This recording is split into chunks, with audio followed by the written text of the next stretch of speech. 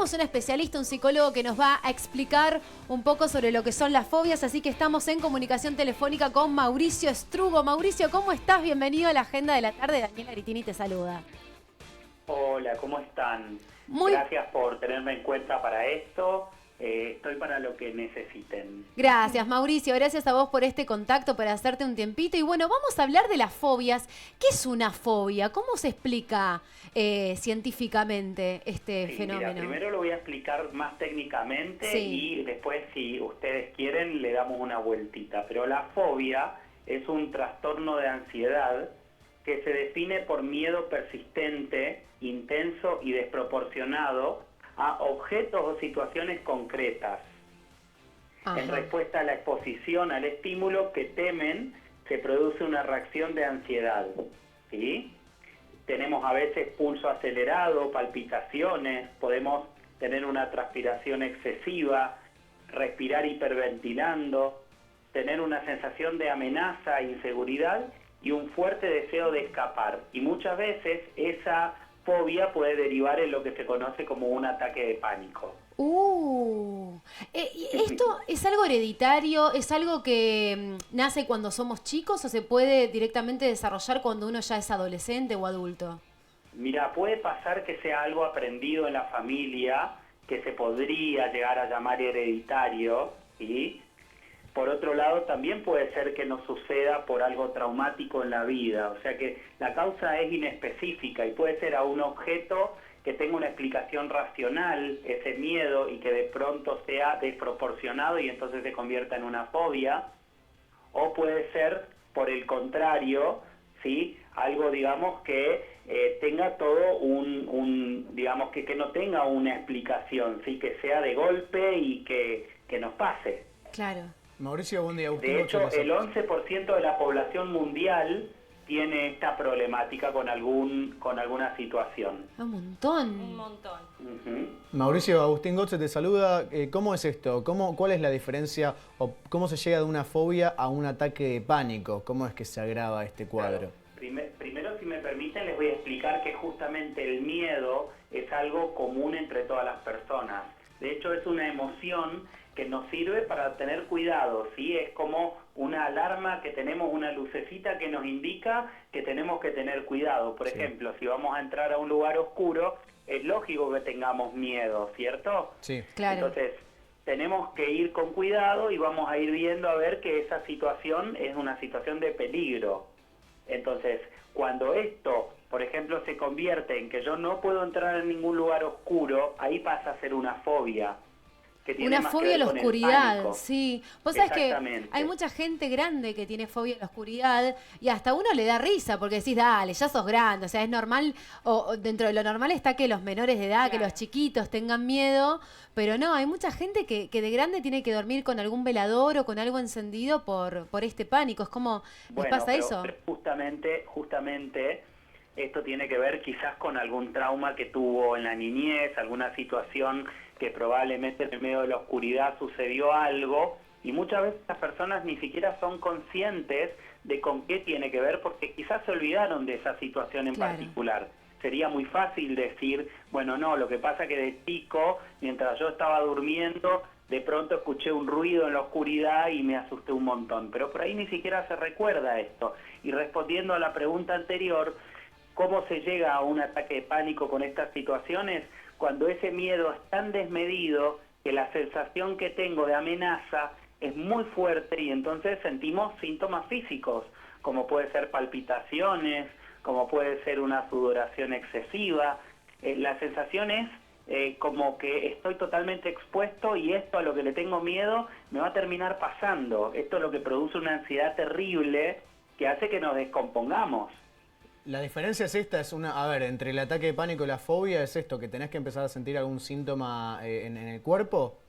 Exactamente, o sea, si la fobia no es atendida en ese momento y la persona siente que va a ser atrapada por esa situación, esto puede derivar en un ataque de pánico. O sea, para que ustedes entiendan, primero está el miedo, Sí. luego está la fobia y después viene el ataque de pánico, ¿sí? Como una manifestación de la ansiedad que produce ese miedo incontrolable. Bueno, vos sabés, Mauricio, que a mí me llama la atención porque en mi caso siempre me dieron terror las víboras y era algo que, como recién contabas, Belu, no podía ni siquiera dar vuelta a una revista en el cual me aparezca un dibujo. Y nunca había visto una en persona.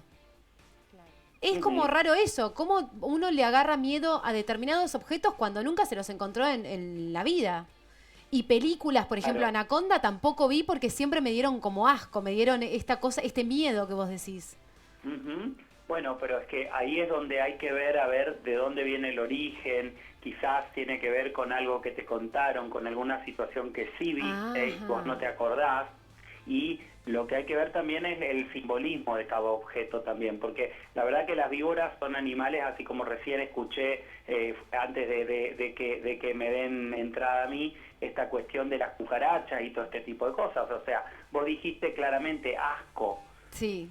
Y ahí es algo, digamos, relacionado con lo que a uno le generan determinadas cosas y tiene que ver con lo que uno aprendió al respecto de cada animal, ¿sí? La víbora no tiene una fama de ser un animal bondadoso ni Sí, amistoso. no, pobre Claro, víbora, siempre lo como tenemos las como la mala de cucarachas. la película. Bueno, yo te decía también el tema de si es hereditario, porque vos sabés que mi mamá le tiene terror a las cucarachas, mi hermana también y yo también. O sea, seguramente hay como un hilo conector en este caso, como que uno lo hereda o lo ve desde chiquito. Pero porque, claro, porque nos enseñan así. Yo Es tengo una educativo. mamá, por ejemplo, que le tiene fobia a los gatos. A los ¿Sí? gatos. Y a los Sí, hay gatos, ve mucha un gente. gato y se sube arriba de la mesa. Hay mucha Pero gente, yo, sí. por suerte, lo que pude hacer con eso es entender, digamos, hacer mi proceso personal de decir, bueno, a ver, a mí no me gustan los gatos, pero puedo convivir con un gato. Claro. Claro. ¿Sí? Y de hecho pude, a través de algunos amigos que tenían gatos, ver que no todos los gatos son por ahí agresivos, o no todos los gatos son diferentes a los perros, que los perros son como mascotas que se acercan para que uno los acaricie, o como que son más dóciles. Ahí vamos a entrar en la pelea de perros y gatos, De porque sé perros que hay- y gatos. son fanáticas de los gatos, pero digo, son distintos tipos de animales. El gato es más solitario, pero justamente yo he trascendido esa situación porque pude hacer mi propia experiencia al respecto. Pero hay cuestiones que no dan la oportunidad de hacer experiencia, no por esto uno va a ir a tocar una cucaracha para trascender el miedo, ¿no? Claro. Esto que decías vos, que se puede aprender a ver con los gatos teniendo ese miedo, ¿las fobias se pueden curar? ¿Se pueden empezar a superar de alguna manera? Me imagino que quizás con algún tratamiento sí, pero ¿hay alguna forma de hacerlo? Ah, vos sabés que en principio, digamos, lo que hay que tratar es de sacar la idea irracional que uno tiene, Claro. ¿sí? Desde lo que es la terapia cognitivo-conductual, que es un método donde se trabaja muy bien con las fobias, lo que se hace es ver, a ver, cuál es la fantasía que uno tiene al respecto. Claro. Claro. En muchos casos, lo que se hace hoy en día, aprovechando la tecnología, yo he investigado al respecto, es, por ejemplo, la aerofobia, que es un miedo muy común que tiene que A ver volar. con volar. Sí. ¿Sí? Lo que se hace con las personas es, por ejemplo, utilizar algo que hoy en día es muy fácil de hacer, y hace tiempo no lo era tanto, que es la realidad virtual. Claro. Ah, claro. ¿Sí?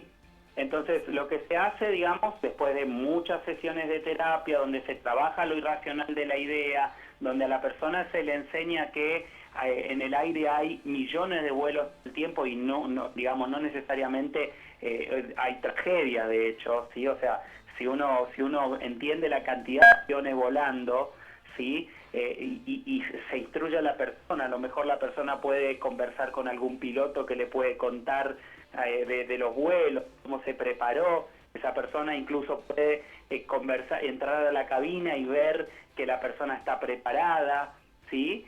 Y después hacer, digamos, alguna experiencia de realidad virtual donde, digamos, entra un avión y sube a un vuelo. Y después, como culminación de tratamiento, que de hecho esto se hace... Esto se hace siempre como un bajo... vuelo con sus terapeutas. Ay, eso te quería preguntar, Exactamente. claro, siempre con un resguardo, sí. Totalmente, sí, con un resguardo, y esto es de a poco.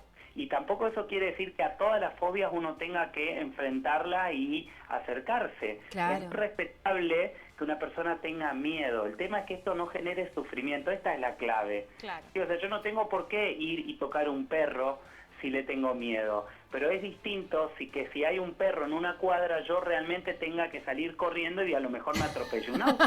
Claro. Ay, perdón que me ría. No, pero es verdad. Aparte Es situación donde la persona se imagina que lo va a morder, lo va a atacar, y toda una situación que eso es lo que produce impulsos que pueden ser muy peligrosos. que además el animal se da cuenta, sobre todo en el caso de los perros, se dan cuenta cuando la otra persona le tiene miedo. Y el animal se aprovecha también de esto, ¿no? Sí. Es como un mecanismo de respuesta. A mi hijo que le tiene miedo a los perros porque hubo un perro que le saltó cuando era un poco más chiquito y no está acostumbrado, lo que le enseño es, vos lo que no tenés que hacer es levantar los brazos porque piensa que le vas a pegar, pero él lo hace desde el miedo. Desde el miedo y la defensa. Mauricio, Belén te habla, buenas tardes. Hola, Belén.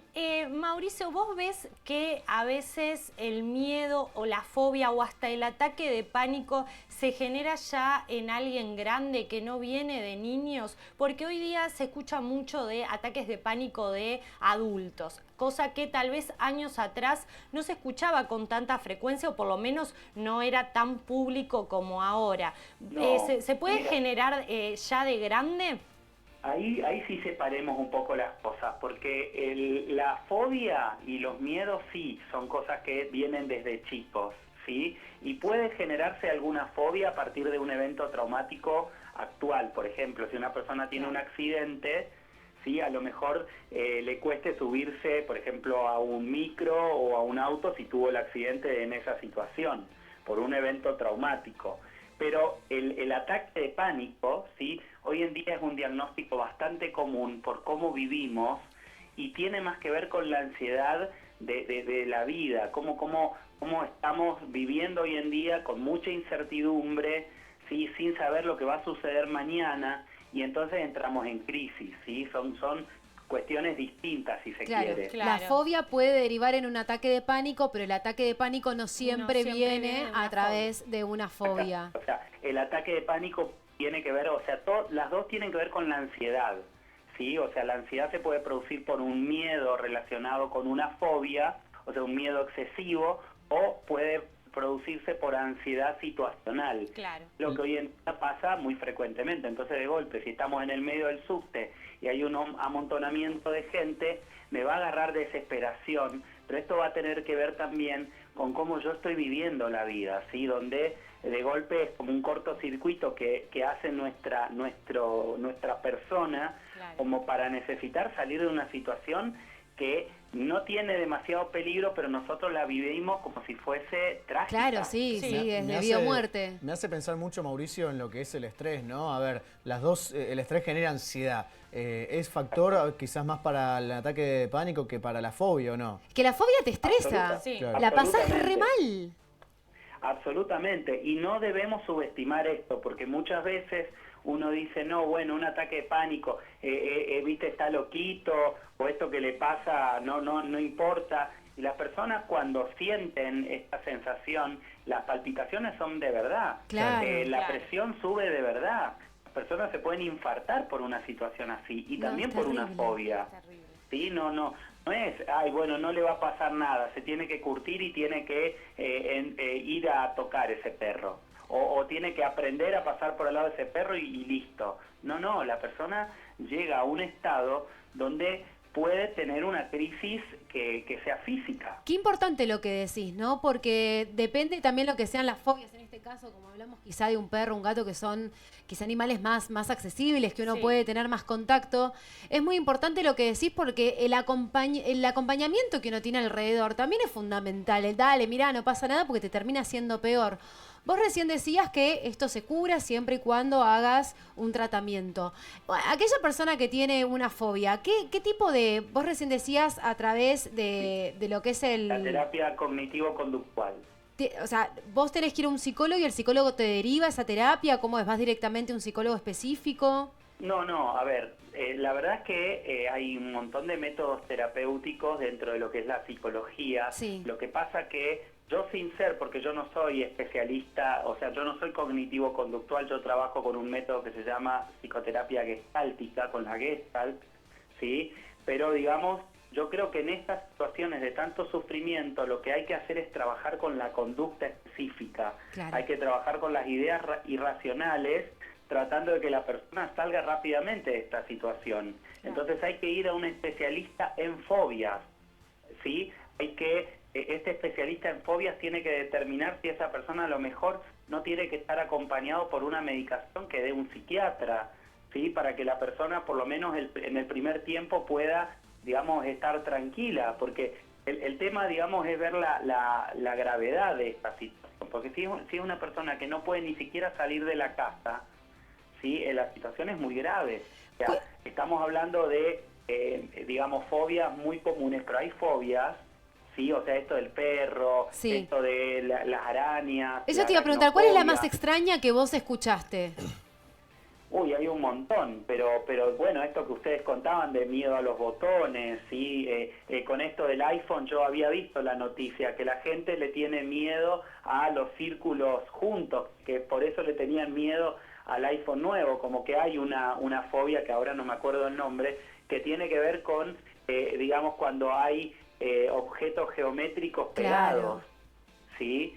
Entonces, fobia a las matemáticas, a la geometría. Eso le tengo yo, que tuve una sola materia de matemática en la facultad y todavía sueño que no la probé. ¡No, pobre! Mucho estrés ahí. Mucho. Vieron, ¿no? Que los psicólogos en casa de herrero, cuchillo de palo, Claro. dicen Sí. dicho, ¿no? Y sí, bueno, pero qué importante esto, ¿no? Respetar el estrés de cada uno, porque realmente frente a determinados estímulos uno a veces realmente la pasa mal y quizá uno quiere ayudar sin saber, ¿no? Lo que puede estar generando en esta persona y le termina siendo peor. Así que Mauricio, la verdad que fue, pero recontra importante esta comunicación con nosotros, así que bueno, te agradezco muchísimo.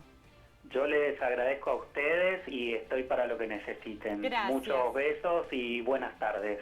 Gracias, Mauricio, un beso muy grande y